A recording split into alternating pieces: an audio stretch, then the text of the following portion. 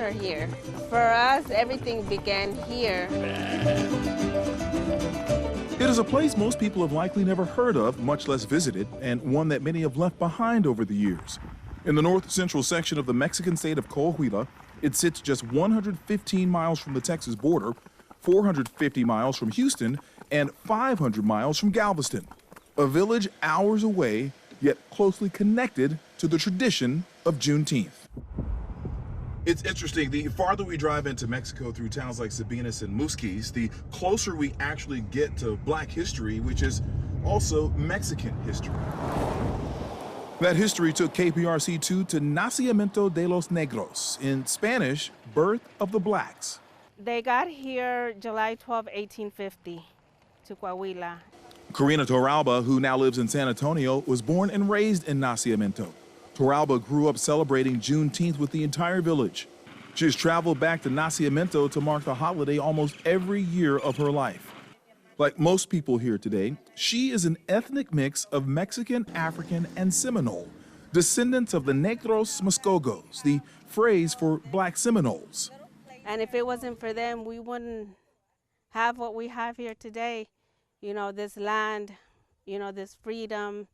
Oh, please tell me how long I'll send that train don't go. So how did they wind up here in Mexico, and whatever caused them to start celebrating Juneteenth? The history of Muskogos is so important here in Mexico because they grew up helping the government when the other groups were harming the land. They started as escaped slaves from South Carolina and Georgia, taken in by the Seminole tribe in Florida in the 1820s. In the following decade, they were forced to Oklahoma, along with several other tribes, during what was known as the Trail of Tears. Although many had intermarried with the Florida Seminoles, because of their noticeably darker skin, they were under constant threat of kidnapping by slave traders. They eventually fled to Texas, then Mexico, where slavery had been abolished in 1829. The government granted them citizenship based on several stipulations.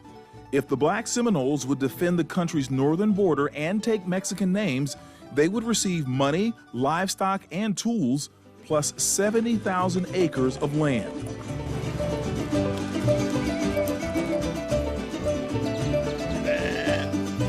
They defended for several years, and they received the land that became Nacimiento.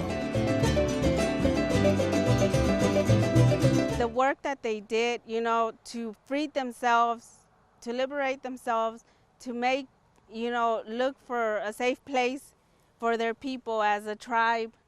Slaves were set free in Galveston in 1865, 2 years after the Emancipation Proclamation. When the news reached Nacimiento a few years later, the people here began celebrating El Dia de los Negros, the Day of the Blacks. It was a day to revel in solidarity, but also in relief. The end of slavery in neighboring Texas meant the Muskogos were no longer under threat of being captured and returned to bondage. About 300 people call Nacimiento home today, with others working to make sure the history and connection don't fade. It's real special to me now because my father is now gone. So it's really close to my heart because that's my ancestors, that's my history.